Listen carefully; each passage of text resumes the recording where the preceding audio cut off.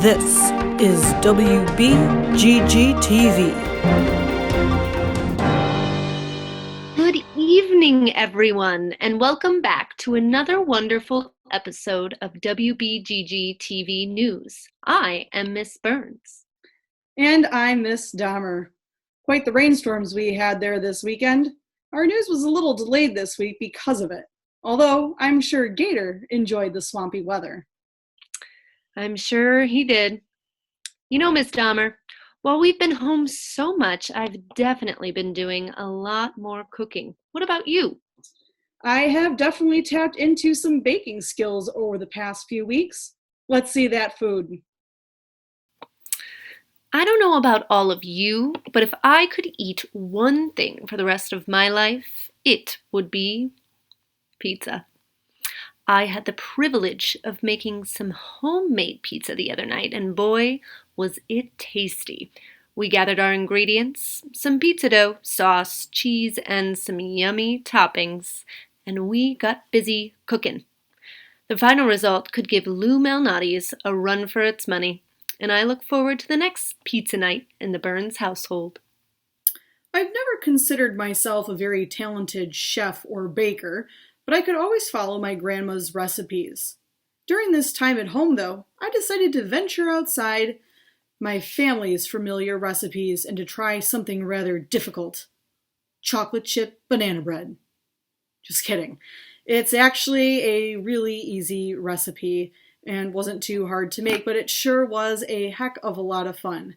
I had plenty of ripe bananas, sugar, eggs, flour, butter, and lots of chocolate chips. I whipped up a big loaf for my house and a bunch of smaller loaves to safely drop off on the porches of some family and friends who lived nearby. I think next time I might try my chocolate chip banana bread with some dark chocolate chips. Now that you've heard about our kitchen adventures during our time at home, we'd like to see what you are whipping up in the kitchen.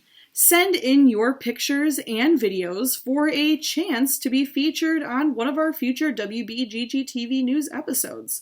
We'd love to see something that you've cooked, or a dish that you've made, or something that you have baked with your family at home. Send those submissions in, Gators. Hey everyone, welcome back to another week of Press-Lax Picks. This week my sister is going to be drawing a picture on my back, and I'm going to have to use what I feel to try to draw the same picture on the wall. Then we're going to switch and I'm going to draw on her back, and then we'll see which picture turns out better.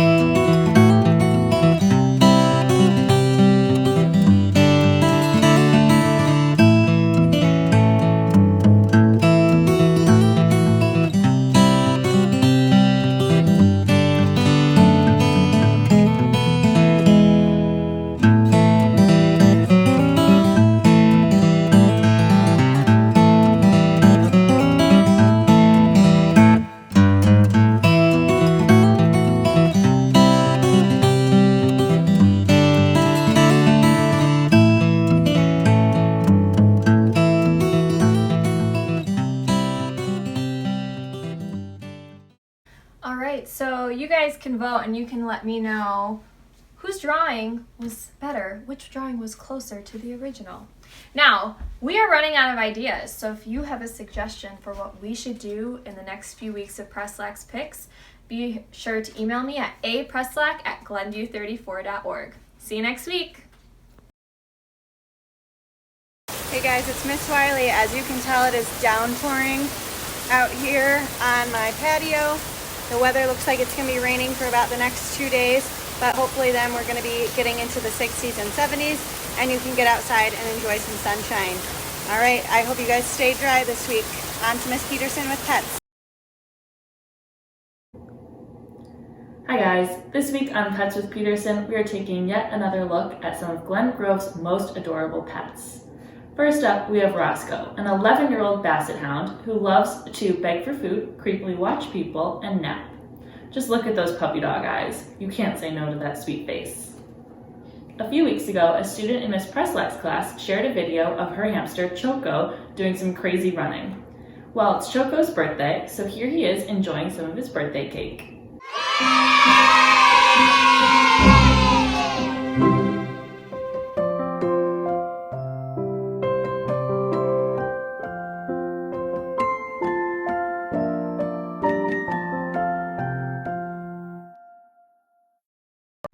I bet you didn't know that Miss Joaquin also has a hamster. Miss Joaquin, why don't you tell us a little bit about your hamster? Everyone, and if you didn't know, I actually have a little friend to show you. See that in the corner? Hi, buddy. What's that? What'd you find? Aw, he's hungry. Go on. Come on, buddy.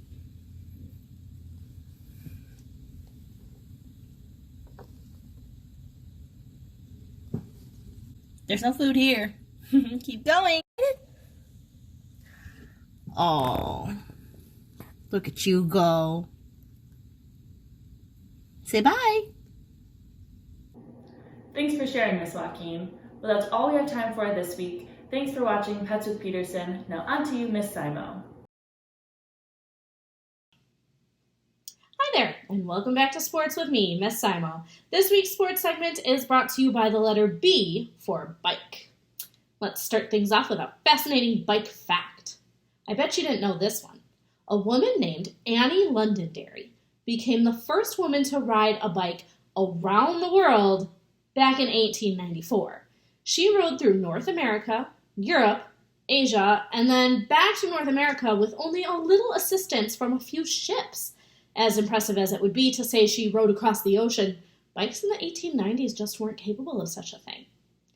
She covered the entire distance in just a little more than a year, 15 months to be exact. For her efforts, she received a reward of $10,000 for completing the ride. That's equal to almost $300,000 in today's money. And here's the truly amazing thing. Annie had only learned how to ride a bike a matter of days before she set off. Now, in other bike news, you may remember from our very first broadcast a particular green bike in bad need of a new tire. Well, that tire got fixed, but it turns out that the bike in question needed a lot more work than just one new tire to be ridden safely or for any kind of long distances. So, this weekend, your favorite sports reporter replaced that old bike with a brand new ride. Thanks to the rainy weather, there's no footage of the new bike in action, but we can report that it is painted a very cool green and features bright pink racing stripes. The bike's new owner looks forward to many pleasant rides around town this spring and summer. Miss Kudecki, over to you. Hi, Mrs. Warren and Mrs. Hausman. How are you all? Good. Doing great. Good. So I just have a couple questions for you both so our fifth graders can catch up with you a little bit and see what you've been up to since we haven't been at school in a couple months. So my first question is just, what have you guys been doing? We have some extra free time now. Mrs. Hausman, have you been doing anything at home? Yeah, I feel like I can say I've been doing more and less.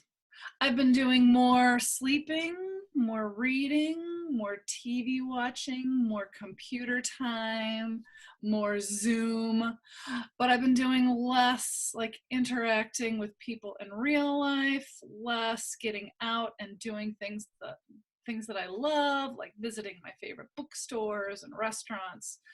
And so that's kind of what I've been up to, more and less. All right. And I've been doing a lot of knitting because I enjoy knitting. So I finished a sweater, I finished a blanket, I just finished a hat, and I'm almost done with the scarf I started last October. So a lot of knitting, a lot of walking outside. I love being outside in the sunshine, even in the rain.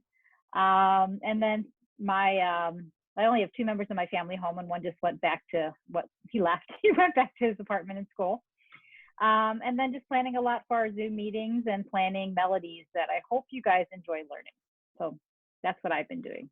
Nice. Okay, thank you. My other question for you guys, is there anything that you'd like to say to our fifth graders? You know, their end of the year is definitely looking a little bit different than it normally would. So are there any messages you'd like to give them? Oh, I think that this group is such a creative group, such a special group, and it makes me really sad that I'm not experiencing art with you every week on a weekly basis and getting to see what you create and what you do, because you are so creative. And I miss just, you know, those weekly conversations about art. So I know that this is weird and hard, and I hope I get a chance to hand back all your artwork, and I solemnly swear that I will make that happen in some form or fashion, because you deserve your work. And I just hope I have, you know, opportunities in the future to interact with you guys. I'll have to come to Springman and Atia. Yeah. All right. And my message to all of you is I am very sad we don't get to have our final concerts, our final field trips, and all those really fun experiences, the musical experiences that make fifth grade so special. All the extra performances, we're missing all of those. But I hope that you'll continue making music in your future. And for those of you that are not part of instrumental music, I didn't join band until halfway through 8th grade. So it is never, ever too late to start playing an instrument. So if you don't, you always still can in the future. I hope I get to hear you play in the future. I do go visit the middle schools for concerts, and I don't know what next year is going to look like, but eventually we'll have concerts and we'll have big performances again. And when those happen, I hope that you will be a part of that, or even if not, that you make music a part of your life in some way, shape, or form. Definitely. All right, well, that is all the time that we have. Thank you both for being here and doing this for our fifth graders, and we will talk to you both later. All right, thank you. Bye, guys. Thank you so much to Mrs. Warren and Mrs. Hausman for being our special guests this week. Students, remember, if you have any teachers that you'd like to catch up with or questions you'd like to ask them, email your suggestions to mkadecki@glenview34.org. Thanks, and see you next week. Now back to the studio. That was another week of average news stories from our fantastic Voyager reporters, despite the soggy circumstances. But you know, Miss Dahmer, it is important to remember that after every rainfall, there always comes some sunshine to brighten us up. Well said, Miss Burns. You are ever the optimist. And now we send it over to our WBGG TV News Band for the Gators song. We'll see you back here again next week.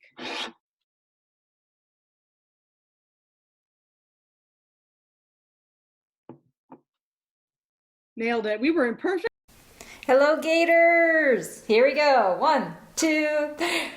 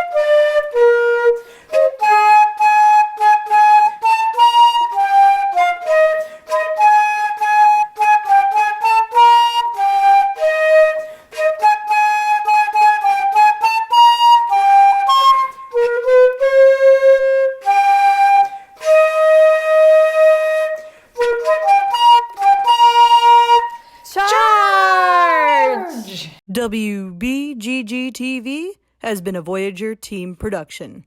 Thank you for watching.